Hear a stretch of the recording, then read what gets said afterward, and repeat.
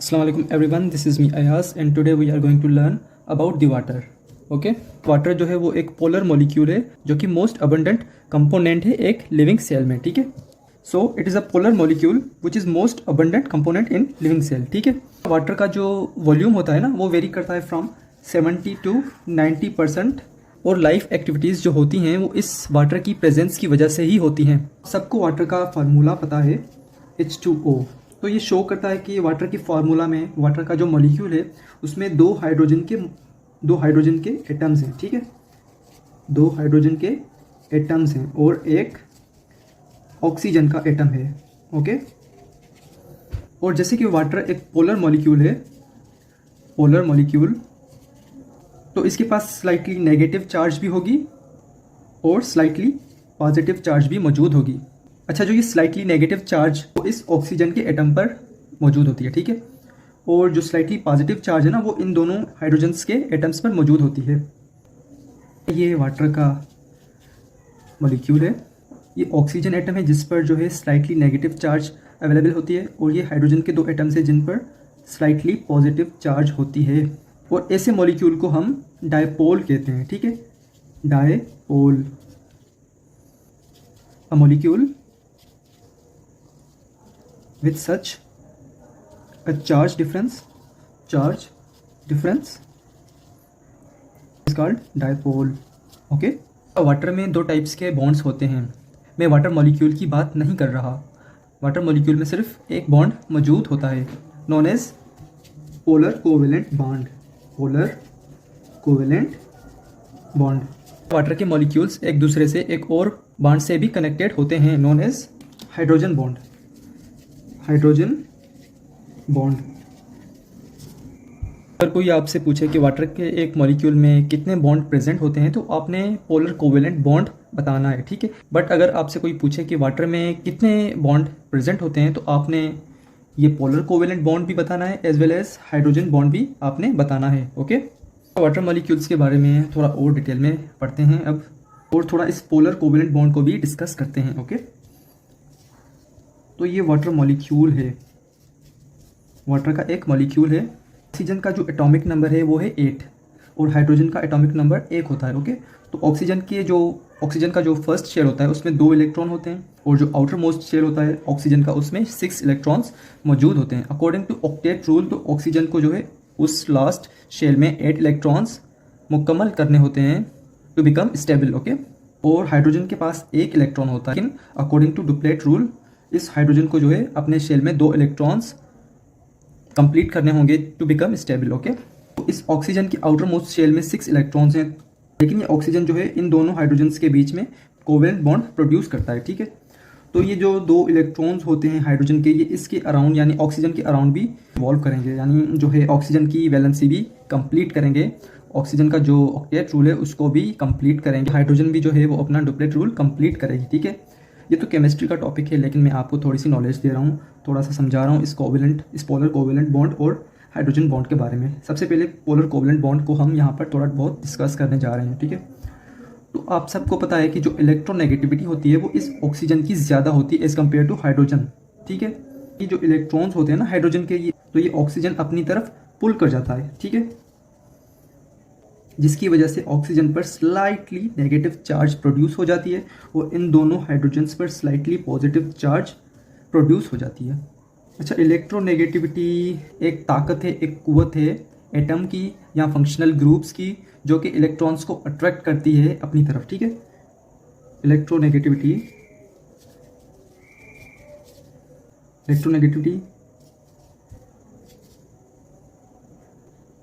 It is tendency of an atom or functional group to attract electrons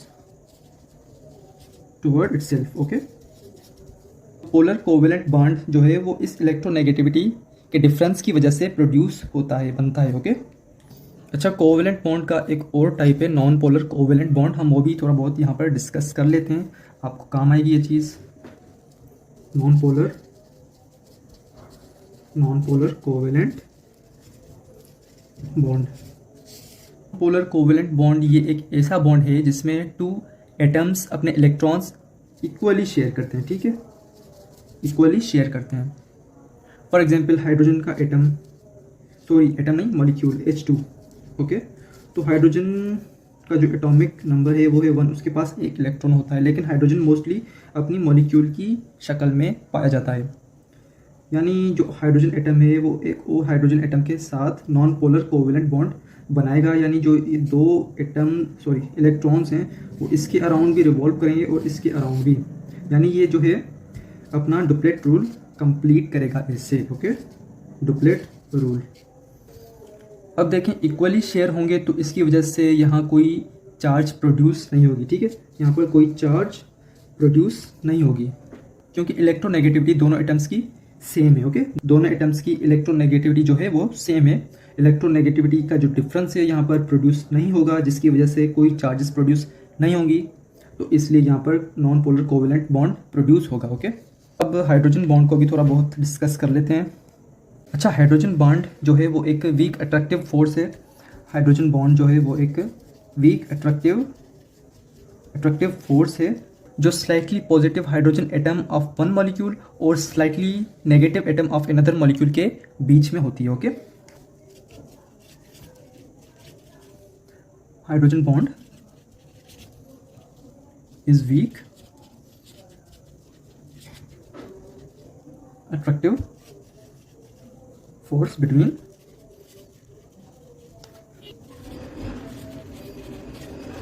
slightly positive hydrogen atom of one molecule slightly negative and slightly negative atom in another molecule, okay. चलें diagram से इस hydrogen bond को समझते हैं।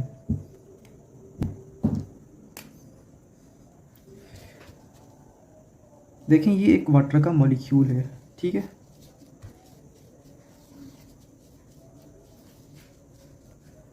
ये एक और water का मॉलिक्यूल है,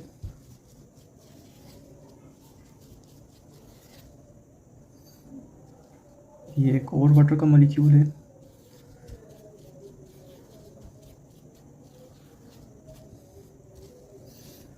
ये एक और वाटर का मॉलिक्यूल है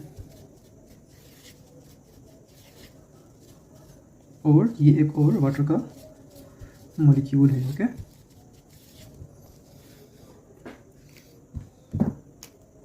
अच्छा, आप सबको पता है कि ऑक्सीजन पर स्लाइटली नेगेटिव चार्ज मौजूद होती है और हाइड्रोजन पर स्लाइटली पॉजिटिव चार्ज मौजूद होती है, ठीक है,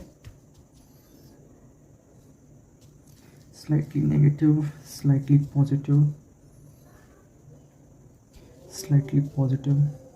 इस एक वाटर मॉलिक्यूल में जो है पोलर कोवेलेंट बॉन्ड मौजूद है, लेकिन ये जो आपस में मॉलिक्यूल्स होते हैं वाटर में वो एक दूसरे से भी कनेक्टेड होते हैं बाय हाइड्रोजन बॉन्ड। अब अभी हाइड्रोजन बॉन्ड कैसे बनती है?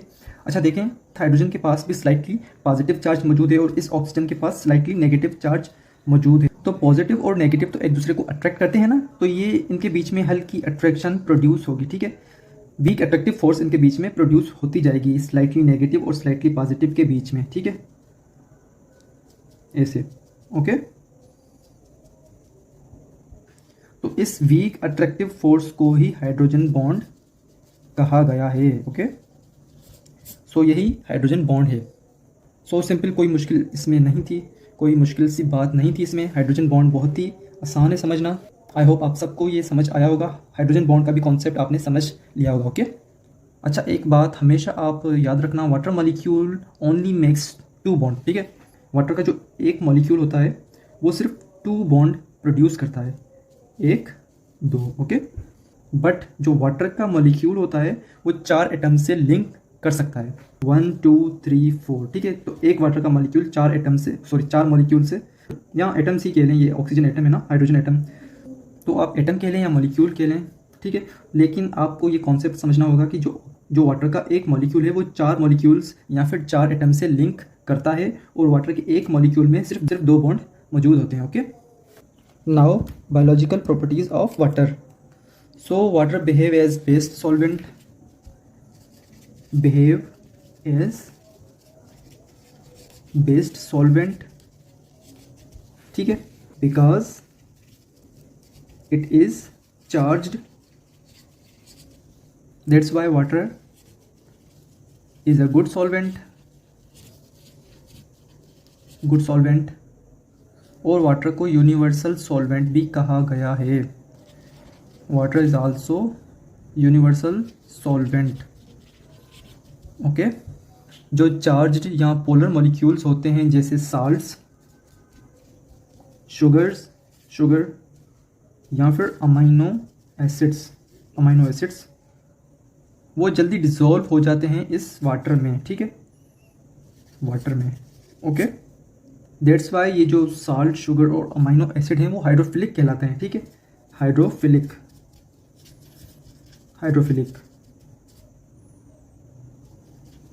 हाइड्रोफिलिक यानी water loving. Okay, water loving यानी जो वाटर में डिसॉल्व हो जाए इजीली। अच्छा, एक और वर्ड होता है hydrophobic. So hydrophobic it is water hating, ठीक है, वाटर हेटिंग यानी जो वाटर में डिसॉल्व ना हो। क्यों ना हो? क्योंकि वो जो है अनचार्ज्ड या फिर नॉन पोलर मॉलिक्यूल्स होंगे, ठीक है, वो जो हैं अनचार्ज्ड या फिर नॉन पोलर मॉलिक्यूल्स होंगे, ठीक है। ये वाटर में डिसॉल्व नहीं होते। क्यों नहीं होते? क्योंकि वाटर तो पोलर है ना, वो पोलर मॉलिक्यूल्स को डिसॉल्व करता है, इनको नहीं करेगा, ठीक है। ये नॉन पोलर हैं, अनचार्ज्ड हैं, इनके ऊपर कोई charge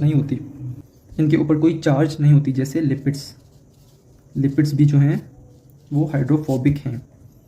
now specific heat capacity. Water has a high specific heat. Water has a high specific heat. So specific heat is the amount of energy required to change the temperature of 1 gram a substance by 1 Celsius. Okay, it is the amount of energy required to change the temperature of 1 gram a substance by 1 Celsius. Okay, जैसे 1 calorie of heat is to raise temperature of 1 gram of water, okay, by 1 Celsius. फिर it takes 1000 calories of heat takes to raise temperature of 1 kg, ठीक है, 1 kg या फिर 1000 gram of water 1 Celsius of heat. Okay, तो specific heat capacity एक energy का amount है जो कि रिक्वायर्ड होता है टेम्परेचर, 1 ग्राम टेम्परेचर एक सब्सटेंस का इंक्रीज करने के लिए by 1 Celsius. Latent heat of vaporization is the quantity of heat a liquid must absorb for 1 gram to be converted from liquid to gaseous state, ठीक है, या फिर वेपर्स में।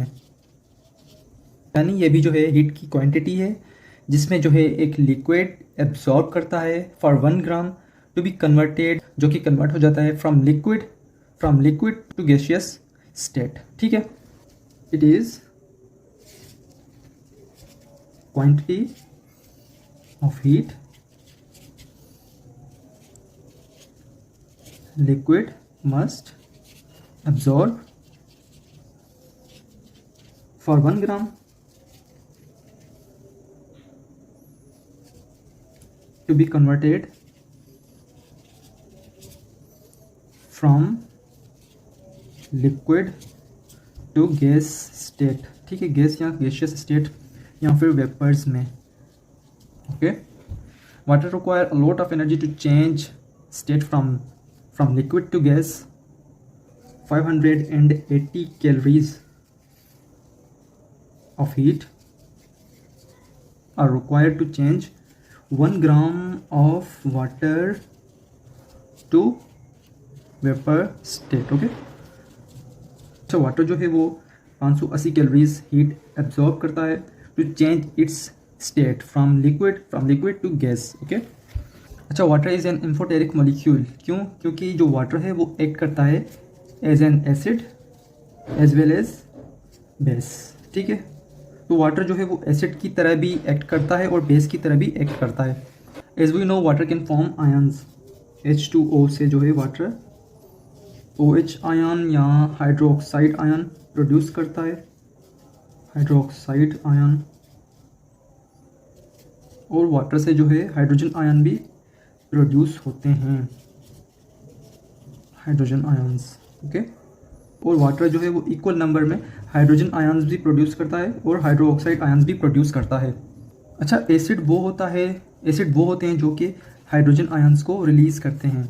ओके। और बेस वो होते हैं जो हाइड्रोजन आयन्स को एक्सेप्ट करते हैं। सो वाटर जो है वो एसिड की तरह भी एक्ट कर सकता है और बेस की तरह भी एक्ट कर सकता है। कोई मैकेनिज्म यहाँ पर याद नहीं करना, आपने बस ये याद करना है कि वाटर जो है एम्फोटेरिक मॉलिक्यूल है। वाटर जो है वो एसिड की तरह भी एक्ट कर सकता है और बेस की तरह भी एक्ट कर सकता है। That's it. अच्छा, इसलिए जो है water also act as buffer. ठीक है, water also acts as buffer. अब ये बफर क्या होता है? What is buffer? बफर जो है एक केमिकल है जो कि एक्सेप्ट करता है या फिर रिलीज करता है हाइड्रोजन आयन्स को टू कीप पीएच कांस्टेंट। यानी बफर वो केमिकल है जो पीएच को कांस्टेंट रखता है। Okay. So buffer it is a chemical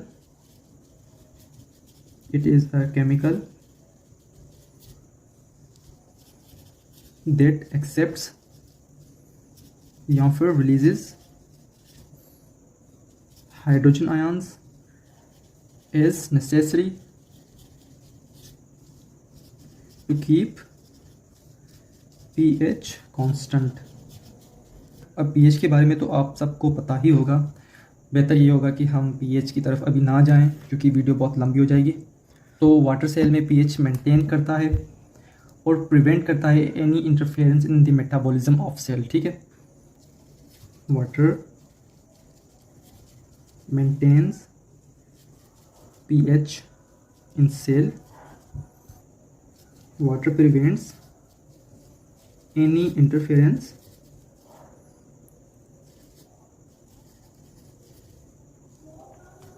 in the metabolism of cell. Okay.